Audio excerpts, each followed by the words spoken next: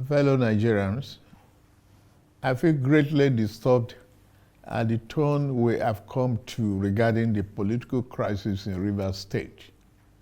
Like many of you, I have watched with concern the development with hope that the parties involved will allow good sense to prevail at the soonest. But all that hope borne out without any solution to the crisis.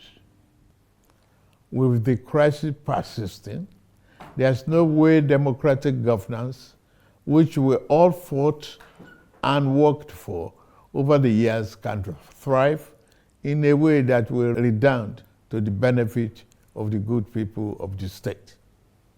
The state has been at a standstill since the crisis started, with the good people of the state not being able to have access to the dividend of democracy.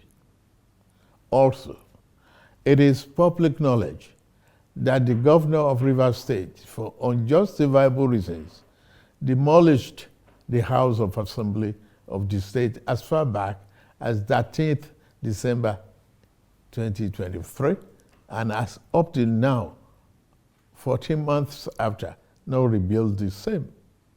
I have made personal interventions between the contending parties for a peaceful resolution of this crisis, but my efforts have been largely ignored by the parties to the crisis.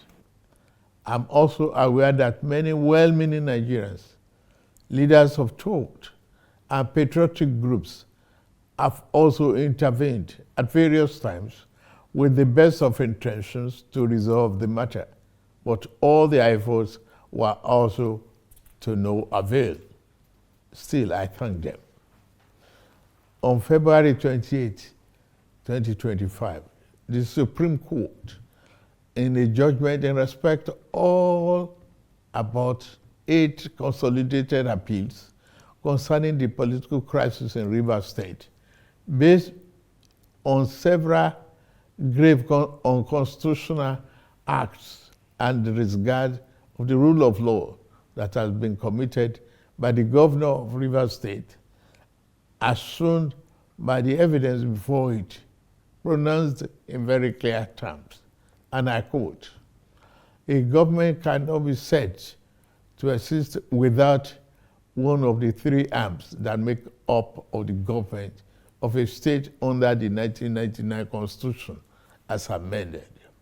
In this case, the head of the executive arm of the government has chosen to collapse the legislature to enable him to govern without the legislature as a despot. As it is, there is no government in Rivers State," and I quote. The above pronouncement came after a catalog of judicial findings of constitutional breaches against Governor Siminalayi Fubara.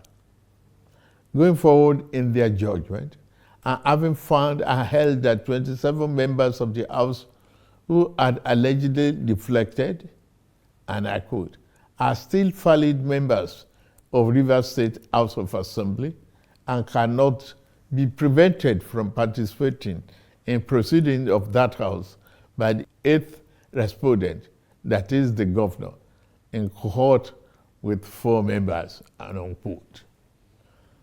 The Supreme Court then made some orders to restore the state to immediate constitutional democracy. These orders include the immediate passing of an appropriation bill by the Rivers State House of Assembly, which up to now has not been facilitated. Some militants had threatened fire and brimstone against their perceived enemies of the governor, who has up to now not disowned them. Apart from that, both the House and the governor have not been able to work together.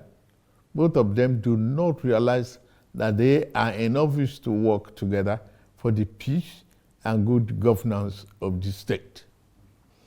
The latest security report made available to me show that between yesterday and today, there have been disturbing incidents of vandalization of pipelines by some militants without governor taking any action to curtail them.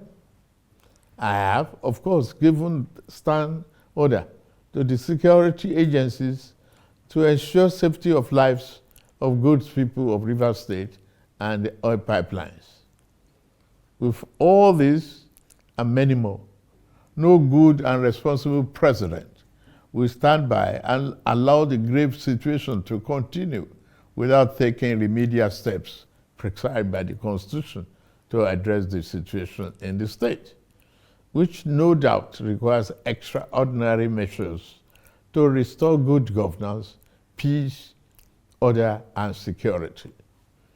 In these circumstances, having soberly reflected on and evaluated the political situation in Rivers State, and the governor and deputy governor of Rivers State having failed to make a request to me as president to issue this proclamation as required by Section 305, Paragraph 5 of the 1999 Constitution as amended, it has become inevitably compelling for me to invoke the provision of the Section 305 of the Constitution of the Federal Republic of Nigeria, 1999, as amended, to declare a state of emergency in Rivers State with effect from today, 18th March, year 2025, and I so do.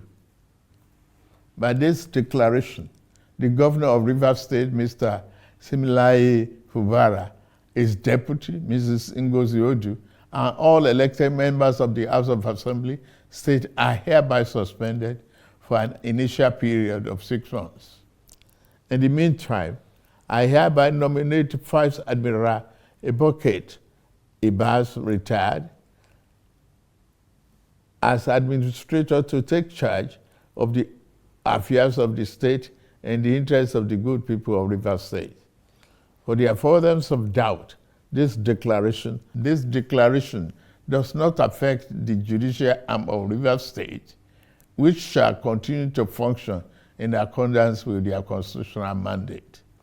The administrator will not make any new laws.